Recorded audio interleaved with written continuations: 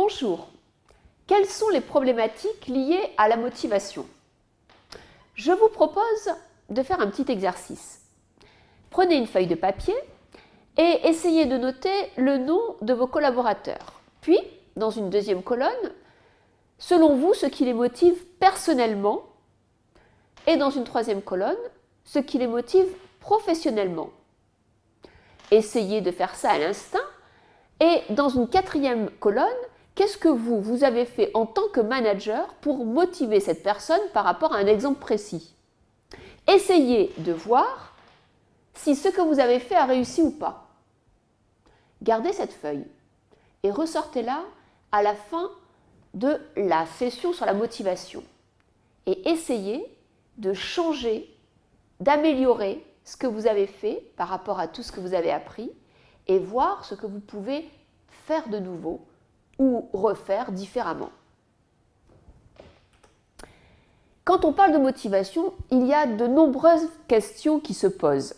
Nous allons essayer de les catégoriser en fonction de thématiques. Tout d'abord, les questions liées au manager. Alors, la première question qu'on peut se poser, est-ce que pour motiver une équipe, il faut être leader ou peut-on être simplement un manager classique sans compétences de leadership particulières? Alors, la réponse est très simple. Pour motiver les personnes et faire avancer une équipe, il faut être clair, il faut avoir une direction et de l'écoute. On n'a pas besoin d'être un leader pour motiver une équipe. Par contre, un leader, on le verra plus tard, donnera une impulsion supplémentaire. Autre question qui se pose, comment déceler les leviers de motivation de chacun des collaborateurs? Alors, pour les leviers, on garde cette question car c'est la prochaine séance qui nous donnera toutes les clés sur les processus et l'ensemble des étapes qui permet de motiver et de connaître les facteurs de motivation de chacun. Autre question, comment maintenir une cohésion dans un groupe alors qu'en fait les gens peuvent être motivés par des facteurs différents? Alors, pour ce qui est de la cohésion, il est important que le manager soit présent. C'est à lui d'assurer cette cohésion avec un objectif collectif commun. Sans objectif collectif commun, la cohésion n'existe pas. Autre thématique liée à la motivation, les thématiques liées aux collaborateurs. Qu'est-ce qui me motive? Est-ce que c'est mon travail? Est-ce que c'est la reconnaissance? Est-ce que c'est le nom de l'entreprise dans laquelle je suis? Est-ce que ce sont bien mes collègues et le plaisir à les rencontrer? Est-ce que c'est la liberté que j'ai? Est-ce que c'est ma rémunération? Il y a toutes ces questions qui peuvent avoir des réponses en même temps ou qui peuvent avoir des réponses séparées. Donc c'est important de bien voir qu'en fait, il n'y a pas une seule réponse. Les facteurs de motivation sont toujours multiples et il y a toujours des facteurs positifs et des facteurs négatifs. On le verra, il y a une différence entre être motivé et démotivé, et la différence et la négation de la motivation, ce n'est pas la démotivation, c'est la non-motivation. Autre question, comment faire pour comprendre ce qui motive quelqu'un, mais qui peut le motiver encore plus? Car quelqu'un de motivé, on en fait quoi? On le laisse tout seul sans accompagnement? On lui fait confiance pour maintenir sa motivation?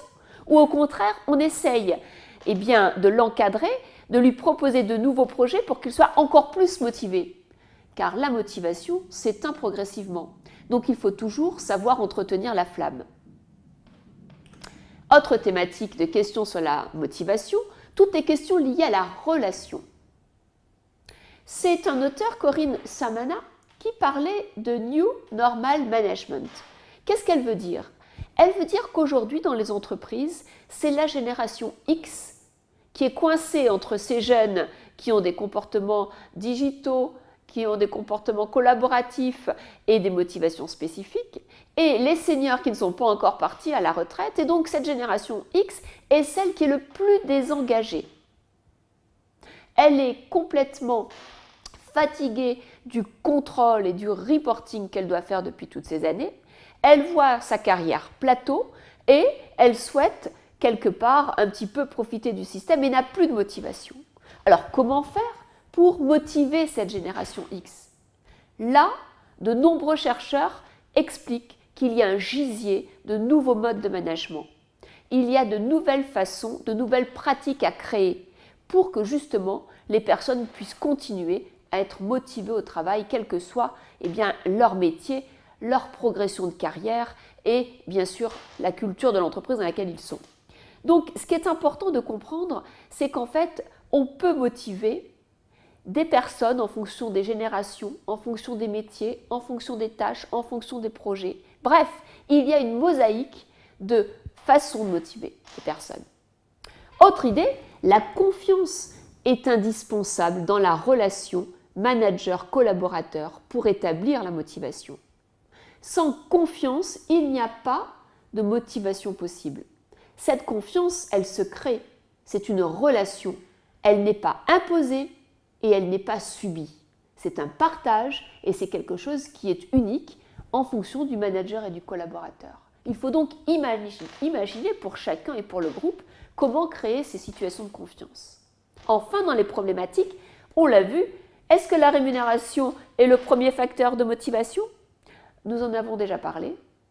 Je vous laisse réfléchir à la réponse, mais bien entendu, vous savez que la réponse est négative. On continue sur les méthodes. Alors maintenant, on a parlé de pourquoi motiver les personnes, mais comment est-ce qu'on les motive concrètement ? Alors attention, il y aura des méthodes collectives, des méthodes individuelles. Toutes les méthodes liées aux ressources humaines que nous verrons prochainement sont des méthodes de motivation.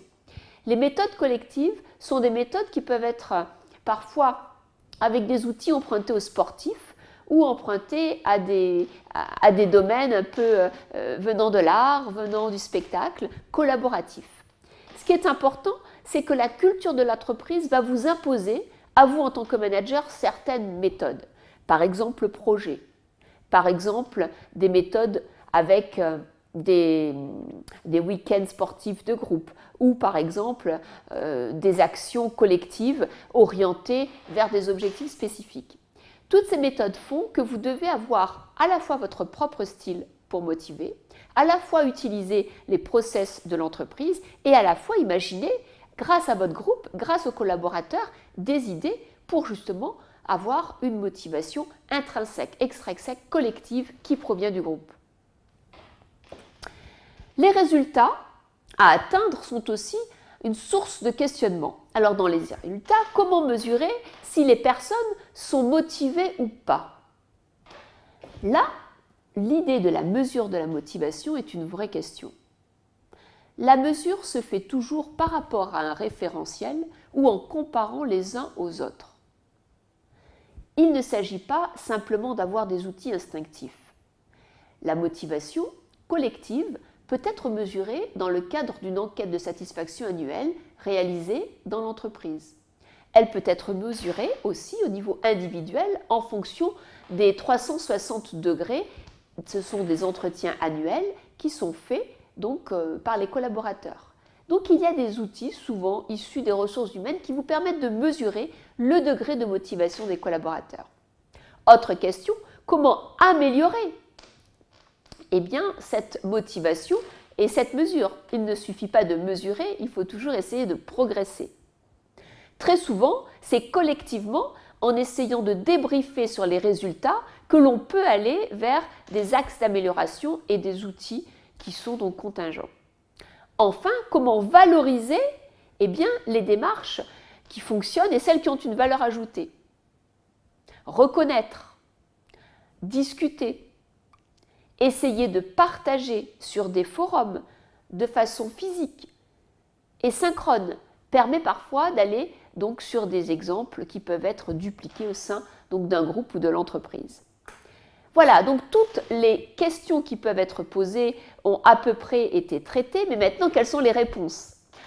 On ne va pas passer en revue toutes les réponses possibles, mais par contre, on peut citer quelques recettes, quelques tips, avec un auteur qui a écrit un livre, L'art de motiver, mais il y en a bien d'autres, et très souvent, les managers ont leurs propres recettes. Tout d'abord, dans un groupe, il faut se préoccuper de tout le monde. Et pas simplement de ceux qui sont surinvestis, il faut aussi s'occuper de ceux qui ne sont pas investis. Donc, s'intéresser à tous, dont les derniers, est très important. Autre idée, il faut toujours expliquer.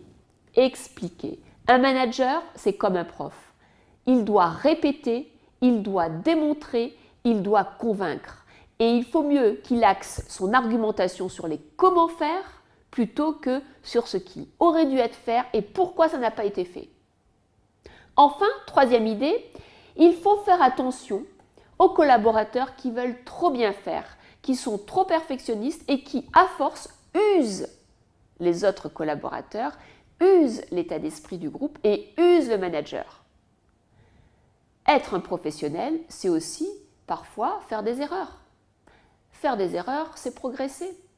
Ce qui est important, c'est accepter ces erreurs. Et surtout, ce qui est important, c'est que le manager aussi fasse des erreurs et qu'il explique en fait pourquoi il les a fait et comment on peut les corriger. C'est ce qu'on appelle quelque part la banalisation de l'échec. Mais avant ça, soyons positifs. Pensons que de toute façon, les idées viennent des opérationnels. Donc, la bonne vieille boîte à idées où chacun peut exprimer anonymement des préconisations, des propositions est toujours la bienvenue. Et parfois, les bonnes vieilles méthodes ont toujours des choses à nous apprendre. Ensuite, important, essayez de donner du temps, de faire des entretiens de pérennité pour essayer de comprendre ce qui motive à court, à moyen, à long terme, individuellement et professionnellement vos collaborateurs. Le temps. Bien sûr, vous n'en avez pas, mais essayez d'en donner un petit peu à vos collaborateurs et vous verrez, le retour sera décuplé. Enfin, un manager est un leader positif. Il doit être sans cesse dans le positif, dans la formulation de ses mots, dans son comportement, dans sa reconnaissance. Un manager n'a pas le droit d'être triste. Un manager n'a pas le droit de véhiculer des rumeurs. Un manager doit être exemplaire. Il doit être exemplaire, de bonne humeur, positif et toujours à valoriser l'autre. Car si lui est bon manager, c'est parce que les autres seront performants. C'est parce qu'il aura donné la primauté à chacun qui compose l'équipe.